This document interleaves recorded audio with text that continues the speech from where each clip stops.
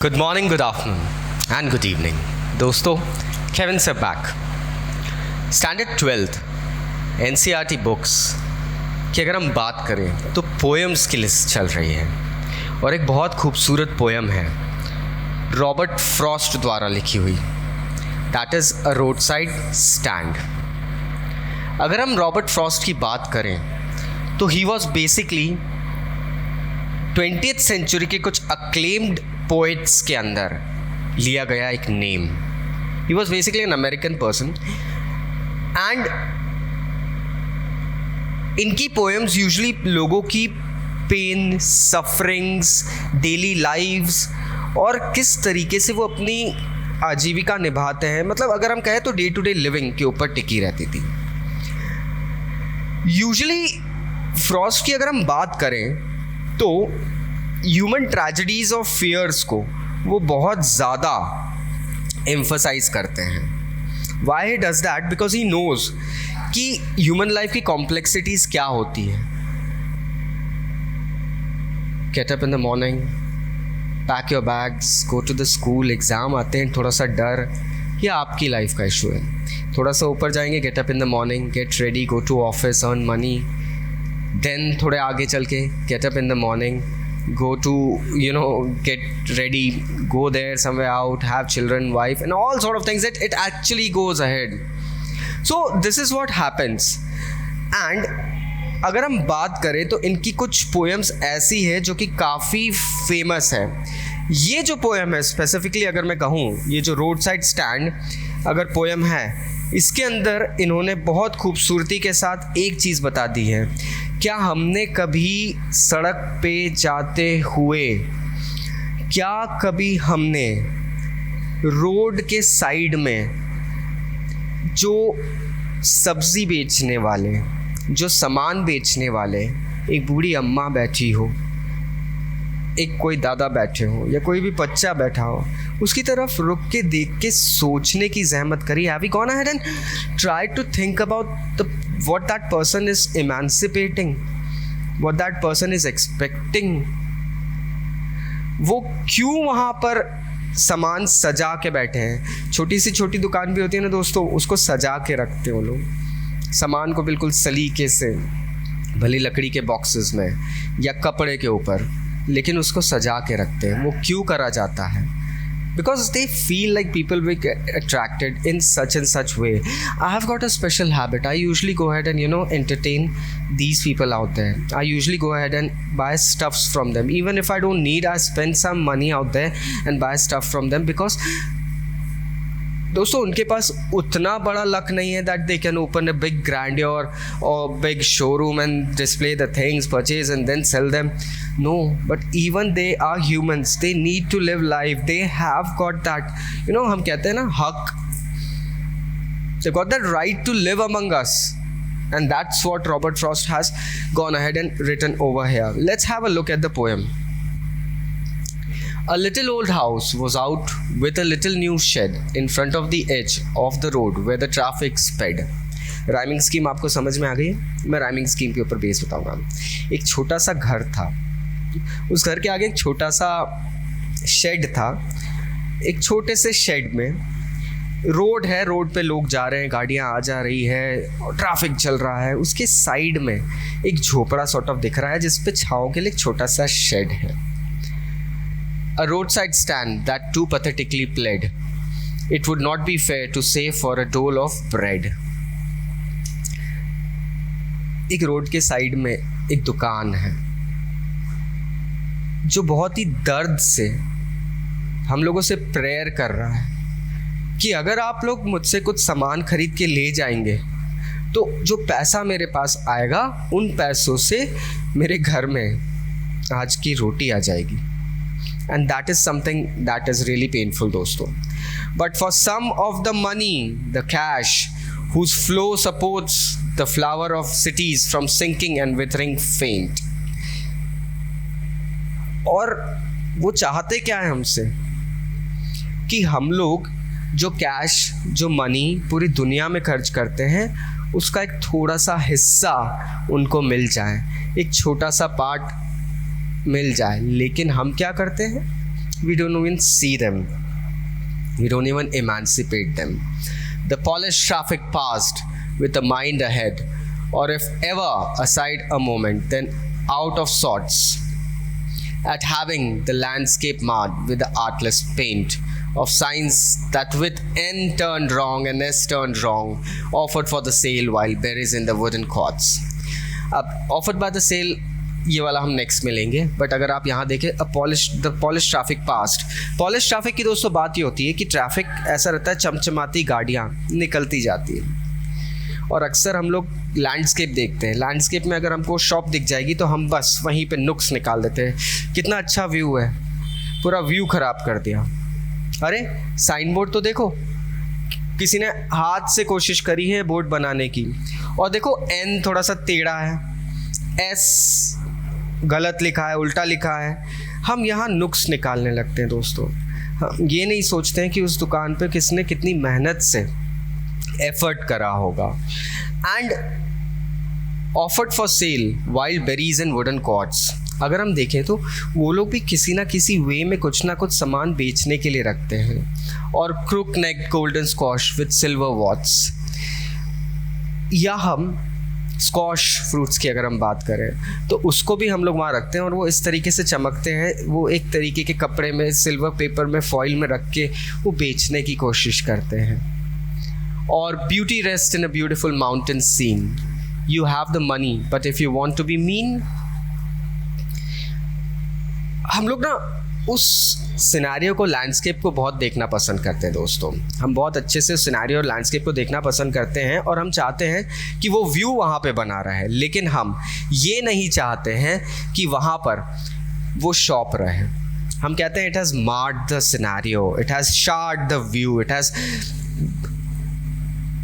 indignified the effort, and if we want to be mean, why keep your money and go along? हम इतने selfish हो गए हैं कि हम अपना पैसा वहाँ खर्च करके उसको थोड़ा सा ऊपर उठने नहीं देंगे, हम वहाँ पे खर्च करके कुछ बात नहीं करेंगे उससे, हम बस वहाँ नुक्स निकाल देंगे।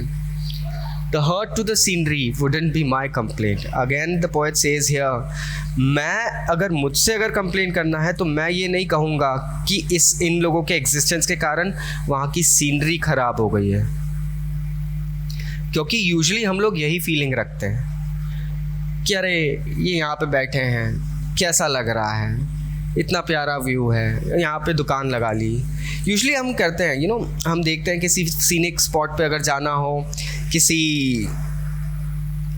पिकनिक स्पॉट पे जाना हो, हम कह देते हैं अरे बाप रे अब तो यहाँ दुकानें खुल गई हैं, अरे बिज़नेस बना लिया लोगों ने यहाँ। लेकिन क्या आपने ये सोचा है उन लोगों के लिए भी ये एक आमदनी का ज़रिया है, उनकी रोज़ी रोटी कमाने का एक ज़रिया है, but we don't think about that, we don't talk about that my friends. हम सिर्फ कंप्लेन करते हैं। So much as trusting sorrow of what is unsaid. हम लोग अपने पैसे को अपने पास इतना दबा के रखते हैं, हम लोग सिर्फ कंप्लेन करते हैं, और उन लोगों के दर्द के बारे में हम लोग कभी बात करना नहीं चाहते हैं और ना सुनना चाहते हैं। Here far from the city we make our roadside stand and ask for some city money to feel in hand. अब पॉइंट ऑफ व्यू चेंज हो गया दोस्तों, अब पॉइंट ऑफ व्यू आ रहा है उस रोड साइड स्टैंड वाले पर्सन का पॉइंट ऑफ व्यू, कि वो क्या कह रहे हैं कि आपके शहर से हम बहुत दूर यहाँ हमारी एक छोटी सी दुकान लगा के बैठे हैं। क्यों?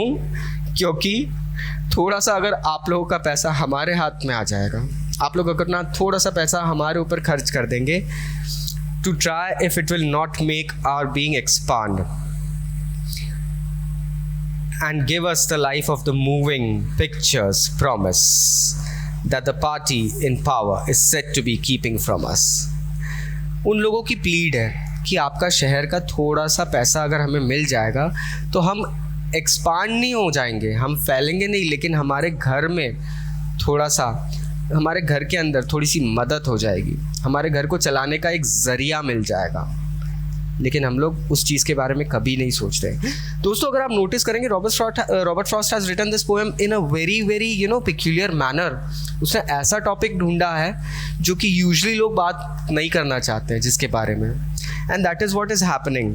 पार्टी इन पावर का मतलब क्या है? Party in power is said to be keeping from us, मतलब the rich people they have said. तो आप यहाँ कंटेम्प्रेरी राइटिंग देख सकते हैं, आप यहाँ पे फील कर सकते हैं कि रॉबर्ट फ्रॉस्ट कितनी खूबसूरती के साथ कह रहे हैं कि देयर आर सर्टेन पीपल वो एक्चुअली हैव, वो कहावत भी है ना दुनिया में, अभी वो चल भी रहा है, some of you must be studying economics. मेरे कॉमर्स बैकग्राउंड वाले, ह्यूमैनिटीज़ वाले जितने स्टूडेंट्स हैं उनको पता होगा, there is a few percentage of people who keep the maximum percentage of money of the world with them, and yes, that is a truth, and that is what Frost is complaining over here as well. It is in the news that all these pitiful kin are to be brought out and mercifully gathered in. सुना है, खबरों में ऐसा चल रहा है कि इन सब गरीब जनों के लिए, इन सब बेचारों के लिए एक ऐसी जगह गवर्नमेंट बना रही है जहाँ पे ये लोग सब साथ में रहेंगे। अगर आप देखें, गवर्नमेंट कुछ स्पेशल प्लेसेस बनाती है, कुछ सोसाइटीज़ बनाती है जहाँ पे हम्बल क्लास के लोगों को घर दिए जाएंगे, ऐसा कहा जाता है। लेकिन दोस्तों सच्चाई देखो, to live in villages next to the theatre and the store where they won't have to think for themselves any मोर।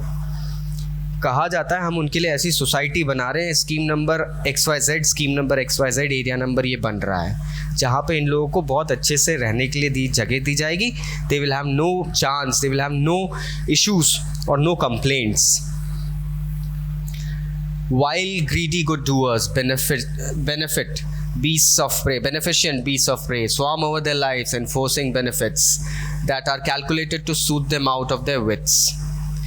दोस्तों यहाँ पे भी कुछ फ़ायदा देखने वाले लोग होते हैं। एक तरीके से जिस जगह पर वो लोग रह रहे हैं वहाँ पर से उनको हटा के दूसरी जगह शिफ्ट कर देते हैं जो पता नहीं शहर से कहीं बाहर होती है। जस्ट इमेजिन आपके एरिया, आपके शहर, आपकी लोकेलिटी का एक ऐसा मार्केट जहाँ पे यूजुअली हम्बल क्लास के लोग दुकानों में काम करते हैं, यू नो, लाइक हेल्पर्स बन के। उनके घर भी अक्सर उस मार्केट के आसपास ही किसी कस्बे में होंगे, किसी एरिया में। वहाँ से उनको आप हटा देते हैं और उनको भेज देते हैं शहरों के बाहर, आपके बाईपास के बाहर, आपके रिंग रोड के बाहर, वहाँ सोसाइटीज़ मिलती। दोस्तों वहाँ से उस पर्सन का यहाँ आने का खर्चा क्या वो बेयर कर पाएगा? नहीं, never. That is what Robert Frost says over here. He actually kills us with this thought. हमें कहा जाता है, उन्हें कहा जाता है कि इनके बेनिफिट के लिए बन रहा है, बट एक्चुअली वो हो नहीं रहा है। और जो बेनिफिशियर्स हैं उनको बीस्ट्स ऑफ प्रे कहा गया है। वो तो बस मौका ढूंढते हैं कि कैसे इनकी जगह को नोच लिया जाए, कैसे इनकी जगह को हड़प लिया जाए। That are calculated to suit them out of wits. बस ये इस तरीके से बताया गया है कि इन लोगों को इनकी फीलिंग्स, इनकी जो विट्स है, इनकी जो फीलिंग्स है, बस उससे इनको निकाल के बाहर कर दिया जाए। इनकी जो जहाँ इनको लाइफ का ज़रिया मिल रहा है रोज़मर्रा की ज़िंदगी जीने का, वो ख़त्म कर दिया जाए। Now and by teaching them how to sleep, they sleep all day, destroy the sleeping at night the ancient way. अंधकार में पड़े रहने दो लोगों को, उनको सच्चाई मत दिखाओ। Don't bring them to light, don't show them the right way. एक जगह से हटा के और दूसरी अंधेरी जगह में डाल दो, ताकि उन लोगों को कुछ पता ही नहीं रहे, उन लोगों को कुछ समझ में नहीं आए कि हमारे साथ हुआ क्या है। Suddenly what had happened. सोने की आदत है, अंधकार में रहने की आदत है, अंधकार में ही रहने दो। That is the best explanation दोस्तों। एंड ये आज का नहीं, ये बहुत पुराना तरीका है जिसमें लोगों को एक्सप्लेन किया गया है कि किस तरीके से पीपल आर एक्सप्लॉइटेड। अब पोएट्स अपनी फीलिंग बताते हैं, अपना गुस्सा बताते हैं। Sometimes I feel myself I can hardly bear the thought of so much childish longing in vain. कभी कभी मुझे लगता है कि मैं भी क्या बच्चे के समान जिद कर रहा हूँ। मैं किसके लिए रो रहा हूँ, किसके लिए प्लीड कर रहा हूँ? उन लोगों के लिए जो सोसाइटी में बिल्कुल भी महत्व नहीं रखते, लोगों के हिसाब से उनकी एग्जिस्टेंस मायने ही नहीं रखती है। अगर हम रोड साइड स्टैंड की बात कर रहे हैं दोस्तों, हम में से कितने लोगों ने सड़क के किनारे पर रुक के एक रोड साइड स्टैंड को देख के निहारा, उसके प्रॉब्लम्स के बारे में सोचना शुरू करा है? Hardly. The sadness that lurks near the open window there, that waits all day in almost open prayer. क्या कभी हमने देखा है उस झोपड़े में से जो खिड़की है, उस खिड़की के अंदर से कोई देख के इमेजिन तो कर रहा होगा ना कि कोई तो गाड़ी आके रुके हमारे स्टैंड पे, हमारे ऐसे कुछ सामान ले ले। एक अजीब सी उदासी उनके अंदर भरी हुई है। We just can't even think about it.